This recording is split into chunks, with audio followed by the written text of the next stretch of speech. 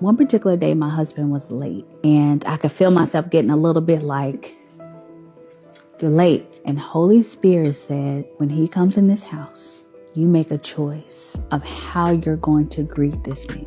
Holy Spirit says, because you have no idea the things he's had to fight today.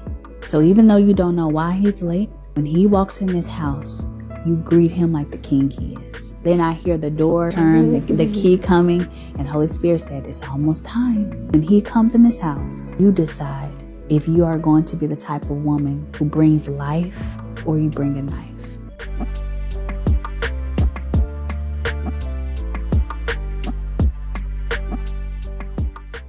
Hello, this is Mr. Maxwell. Thank you for tuning in. Today I want to share my thoughts on some of these posts I be seeing where they talk about black women are hard to deal with, black women this, black women that, or Western women this, Western women that. And I get you. You know, if you want to explore your options, that's cool. However, I do want to reiterate that there are some good women in this country. And I just want to highlight the positive side of that for a second, because I do love my sisters. Don't get me wrong.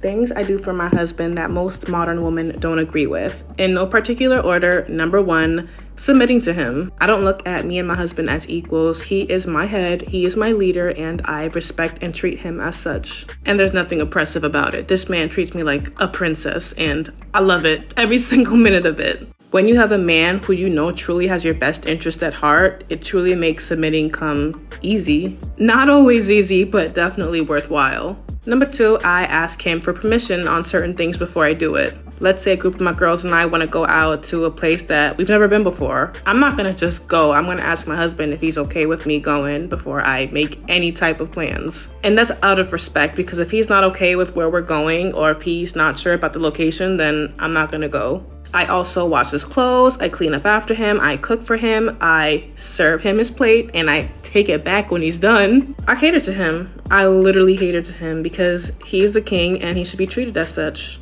And I let him have the final say on decisions. I trust his judgment at the end of the day, and I know that he's always open to hearing and considering my thoughts, but at the end of the day, he's the man. I let him have the authority, let him have the final say on what works best for us. And even if things don't go as he planned originally, I'm not gonna go ha-ha and laugh in his face. I'm gonna still be by his side and support him. It's okay, lesson learned. Now on to the next thing, period. All right, let's go to the next clip.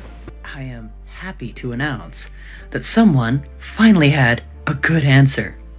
Baby, it could be $50. It really doesn't matter. I just want to be in love. I want to be genuine. I want a happy, healthy marriage. So the ring, what the cost of the ring, it really doesn't mean anything, because it's not like I'm going to go sell it. But the ring is just a symbol of my commitment to my man. So however much he can really afford, whatever he feels like he wants to give me, I think that's better. And then there's this part, which is just classic.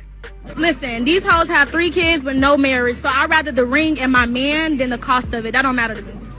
And then there's this part. So, like, he could give you a ring pop and you would... And if a woman is truly in love with her man, this is about what she would say to that question. Baby, take me to the courthouse with that ring pop. Thank you, hello.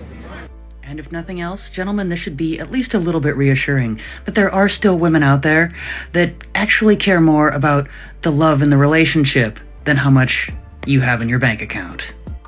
Period. What else needs to be said? And she looked like she was a young sister too, probably in her 20s, 23, 24 maybe. If that, I reiterate my point. One time, my husband was coming home for dinner. Dinner time is very important to us. One particular day, my husband was late, and I could feel myself getting a little bit like, you're late. And Holy Spirit said, when he comes in this house, you make a choice of how you're going to greet this man. Holy Spirit says, because you have no idea the things he's had to fight today. So even though you don't know why he's late, when he walks in this house, you greet him like the king he is. Then I hear the door turn, the key coming, and Holy Spirit said, it's almost time. When he comes in this house, you decide if you are going to be the type of woman who brings life or you bring a knife. So he walked in, and I greeted him, I hugged him, I let him know I was so happy to see him, and he just melted in my arms. He said, let me tell you what happened today, what I've had to deal with. And it broke me down. All right, that sister, now this is what I'm saying, this sister had the foresight to understand that when this man walks in the door, he's late, but you don't know what he's been through or what's going on with him. Don't know if they tried to call each other or not. When a man comes home, he's ready to relax, he's ready to unwind, and he's ready to rejuvenate, because he got to be ready to fight that fight again. Ladies, this is a sidetrack, because time is ticking. You get older. Once that new day turns, you don't get it back. Time moves in one direction. That's forward. Do you want to end up like this? This is a quick reminder for the other ladies feeding into the propaganda.